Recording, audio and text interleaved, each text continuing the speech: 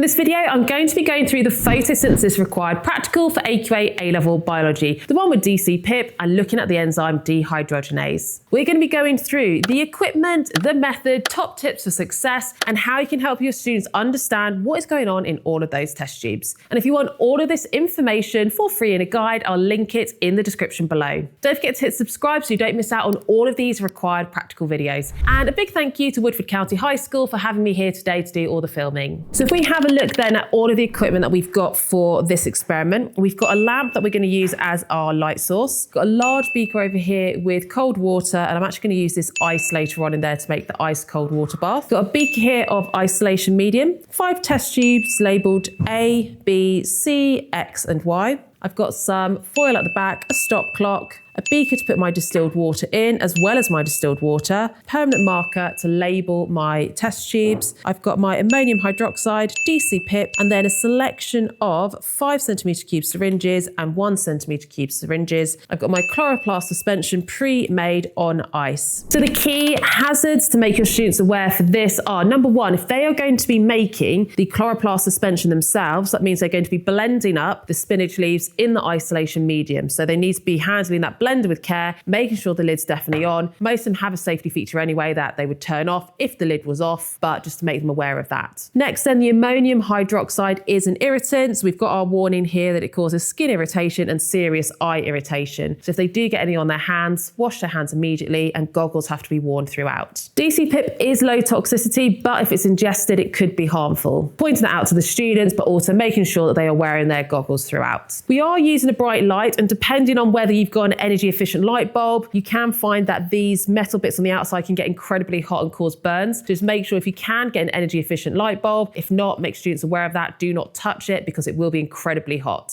And then lastly, we do have a lot of glassware, so we should be using our test tube rack when we aren't using the test tubes, so there's not that risk that they roll off the benches, smash, and students could cut themselves. So the theory behind the experiment here is our chloroplasts, they are going to be involved in the light dependent reactions, and when we have the light source on them, they'll be absorbing that light energy. That light energy is going to be involved in the photoionization of chlorophyll, and that release of electrons eventually would be picked up by the NADP in our light dependent reactions in chemiosmosis. But when we add our DCPIP, that can pick up the electrons instead, and DCPIP is a redox indicator that will go from this blue color when it's oxidized, and it goes colorless when it's reduced. So the quicker that this blue color disappears, that means the quicker that the light dependent reactions are happening, electrons being released, picked up by the DCPIP, and therefore it's going colorless. We are going to have 2 control test tubes. We've got 1 test tube that's going to be our color standard comparison, so that we have a way to standardize this subjective endpoint color change. And we're also going to be looking at the impact of ammonium hydroxide. And this does link to some exam questions that have come up as linked to using ammonium hydroxide as a weed killer. Because what we should find is the test tube that we add ammonium hydroxide to, the rate of reaction is much, much slower, or it won't happen at all. And that's because it's going to be denaturing the enzymes involved in photosynthesis, but also it can interfere with that redox reaction. So I'm going to set up all of these test tubes, and as I set up each one, I'm going to talk you through what is the role of each test tube so you can then explain that to your students.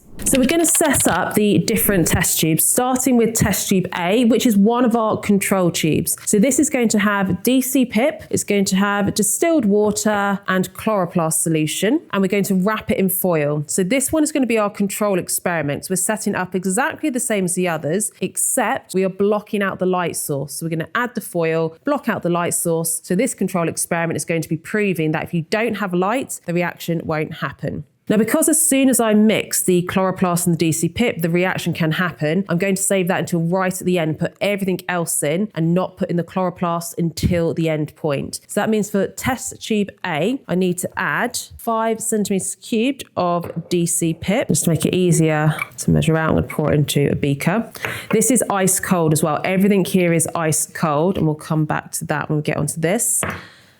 We need 5 in every test tube apart from C. Let's put C out the way for now. So the DCPIP is our redox indicator. Then distilled water, that's going in all of them apart from the last one.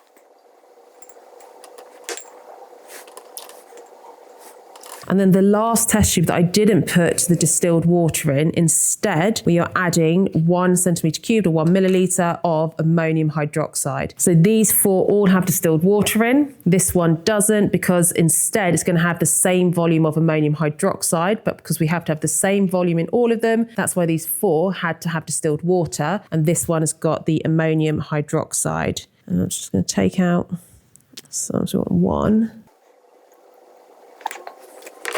Tube B isn't going to have any chloroplasts in, because this is going to be our second control tube where we're proving that the reaction doesn't happen unless you have chloroplasts present. But again, because we need the same volume in all of them, these 4 are all going to have 1 centimetres cubed or 1 milliliter of this chloroplast solution. So B is just going to have the isolation medium that the chloroplasts were blended in. Prove it's nothing about the isolation medium causing the changes, and it is the chloroplast suspension.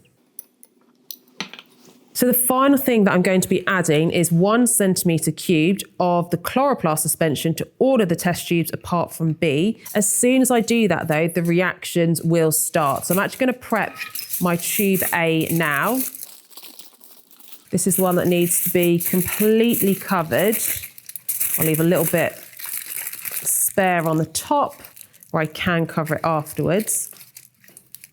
Once I've got my solution in. So just to go through at this stage then, before I add in the chloroplasts, what we have going on in each test tube. We said A and B are both control experiments. A, we are expecting there will be no change. It will stay this DCPIP blue colour, because if there's no light energy for the chlorophyll to absorb the light energy, and therefore no photoionisation of chlorophyll, no electrons released, DCPIP can't pick up electrons, so the reaction won't happen. Test tube B, this one here, we will have light going in, but I'm not going to add any chloroplasts to it. And if we don't have the chlorophyll present in those chloroplasts, and there's nothing there to release the electrons for the DCPIP to pick up and to decolorize. Test tube C. Now this one I can actually add the chloroplast solution in now, because this is going to be our colour standard. There's not going to be any reactions happening here.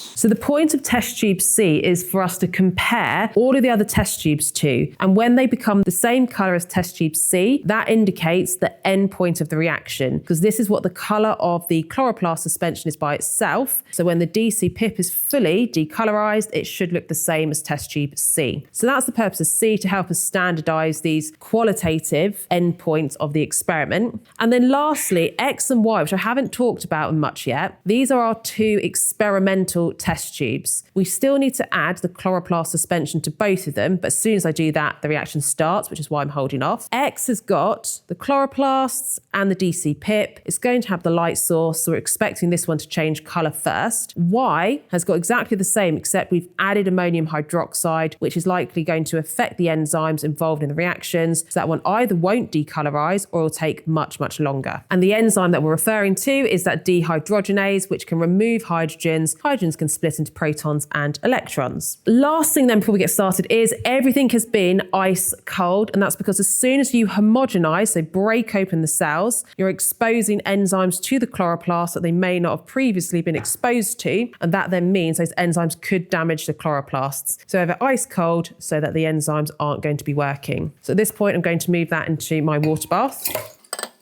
C I'm going to keep on the side here because that's going to be what I'm comparing to. We get my stop clock at the ready, and then just mix up a chloroplast suspension and get my 1 ml in all the others as quickly as possible. So need that in A, X, and Y, and there we go. So into the water bath.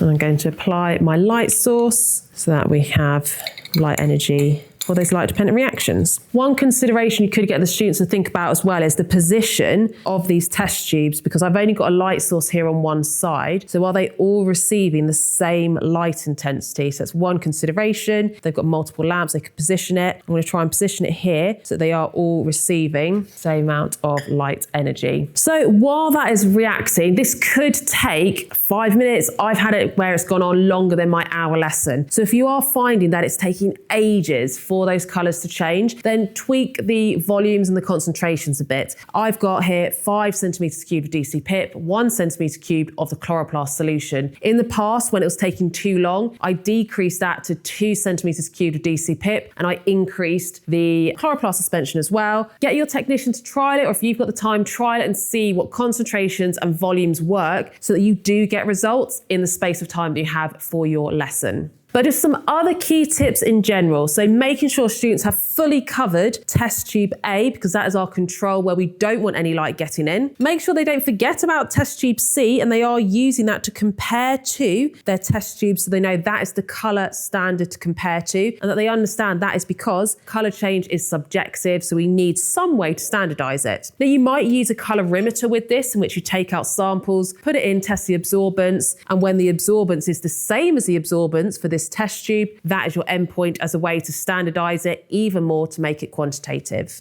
Make sure the students do start immediately with their stop clock as soon as they've got everything in, because that's when the reaction happens. And they can give it a little stir just to help make sure we do have an even mix throughout the test tube, and hopefully just to speed things up a bit. But they need to make sure they are doing it consistently across all 3 of those test tubes.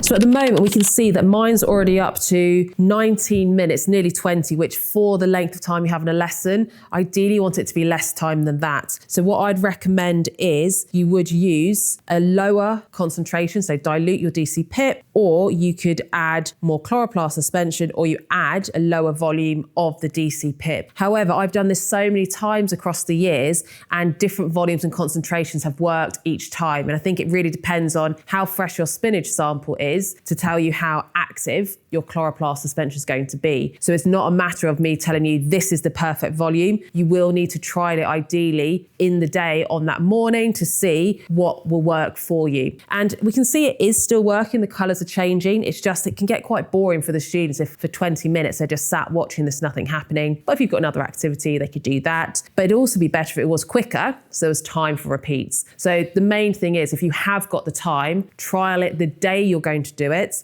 so you know that for the spinach sample you have, what volumes work best. Now for me, my X is nearly done. We can see those are almost the same level of green now. We can see that B hasn't changed colour at all, so that proves that if you don't have a chloroplast, the DCPIP doesn't lose its colour. Let's have a look at A.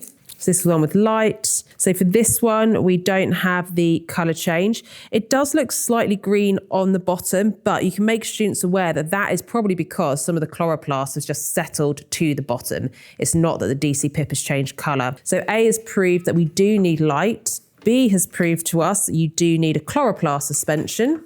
C was just my colour standard to compare to. And from this, we can see that X is changing colour a lot faster than Y. It's still not completely the same colour as my colour standard, and Y is nowhere near that point yet, and we're at 20 minutes. Now you might find, I have found in the past that my Y tube never changed colour. I even left it running while the students have finished the lesson, and I said, I'll give you the data later. And it could be that the concentration of the ammonium hydroxide was so high that it did actually denature all the enzymes. The reaction didn't happen. So if that's the case, I wouldn't worry about it too much, because the students need to just have an understanding of the theory. And then in the next lesson, if you're doing the write-up, you can provide them with a set of results for tube X and tube Y, so they can then still go on to do data analysis and a statistic based on that set of data. So in terms of how they could present this data, they could have this as a bar chart where we've got time taken for reaction to occur, tube X, tube Y.